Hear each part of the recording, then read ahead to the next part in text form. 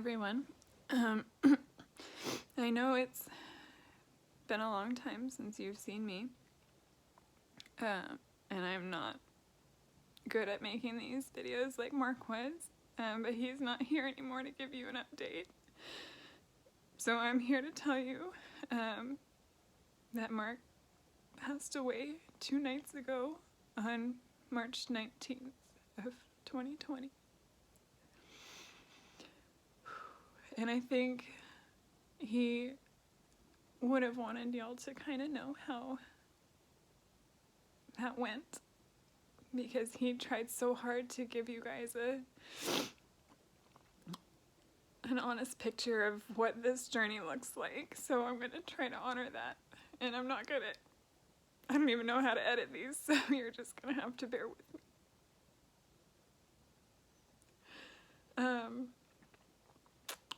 Last Thursday on last Wednesday, I'm sorry, on March 11th, the day before our 9-year anniversary, Mark had his first seizure. It was a pretty violent seizure. He and I were here at the house by ourselves. Luckily, the kids weren't home. It took him an hour to wake up, almost 45 minutes anyway.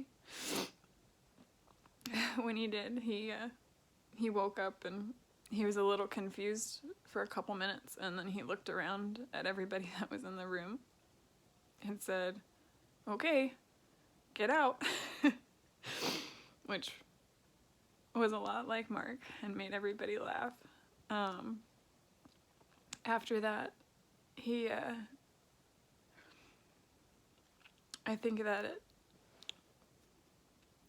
tumor that was started in his sinuses and grew into his brain caused a lot of pressure on his frontal lobe, and that's what causes seizures. It also causes, or can cause, restlessness, insomnia, falling asleep during the day, and behavior changes. And Mark didn't really fully come back after that. It was a really hard week on him and on everybody else. And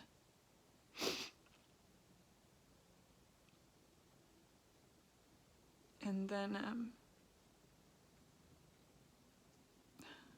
I'm so sorry. You guys are just gonna have to bear with me because I can only do this once, I think. And then last Thursday, or this past Thursday on the 19th, he just kind of slipped into a disoriented state, and he never came back from that.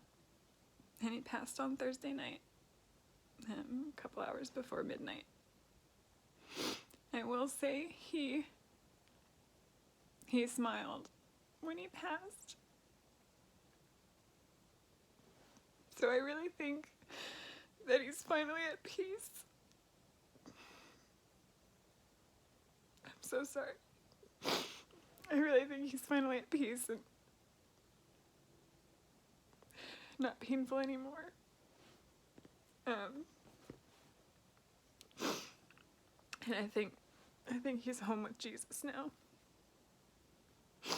which is comforting in so many ways, just because he hurt so bad at the end.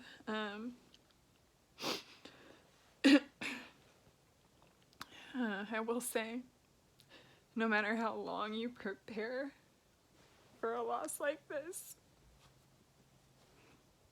it does not make it easier. I never knew that you could hurt this badly even after knowing that it was coming.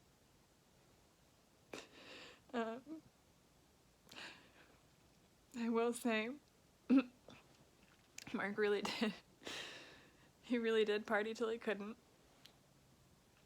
He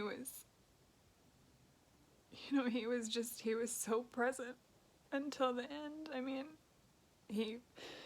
I think he made the coffee every morning or got it ready every night so it would go off in the morning until like 3 days before he died. He played with our kids. He read them bedtime stories. He did as much as he could for as long as he could. And he was just awesome. He was a better husband than I could have ever deserved, and he was such a good dad, and he was just my very, very best friend. And I'm so glad he's not in pain anymore, but I miss him a lot.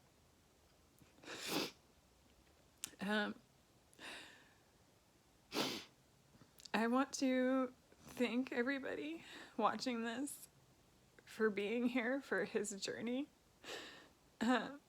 You know, making videos for y'all was really a joy to him, something that was a source of joy in his life, and he loved to do that and loved to read your feedback in the comments. I mean, just so much positivity and so much love from so many people. Like, you guys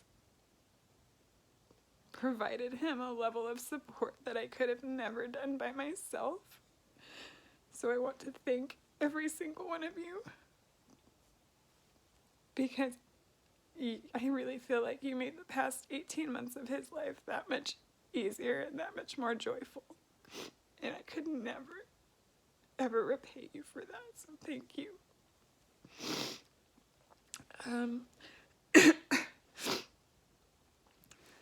I don't know what the future of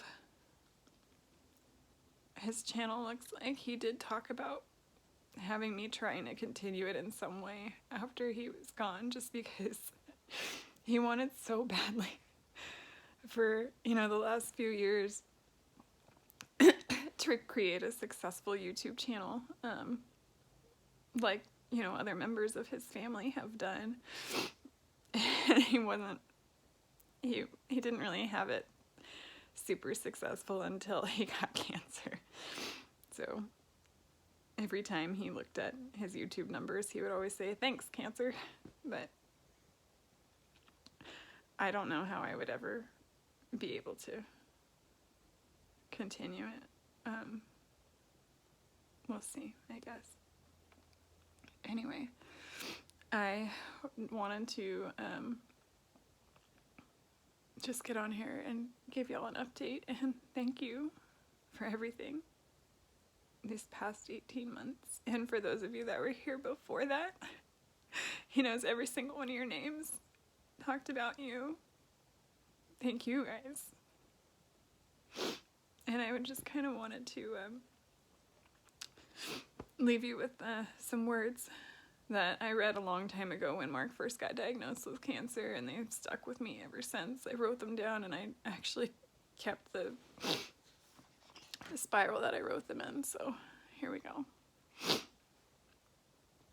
These are borrowed words from Michael A. Wozniak, a retired cancer researcher, from an article called "When Dealing with Cancer, Lost Battle Language is Inappropriate," saying Mark lost his battle with cancer. Written April 15th, 2013. Cancer is not a game of winners and losers. It's not the battle part that bothers me, it's the losing part. For those who ultimately die from a cancer, the idea that they have lost a battle implies to me that if they had done something else differently, then maybe they might have won.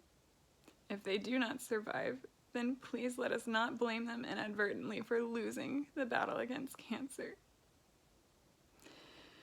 He did not lose his battle with cancer. He lived graciously and courageously with it until the very end. In many, many ways, by inspiring and teaching us, he won his battle in other very important ways. He was a wonderful role model right to the end. He did not lose his battle with cancer. He won his battle with cancer. He loved you all. Thank you for being here.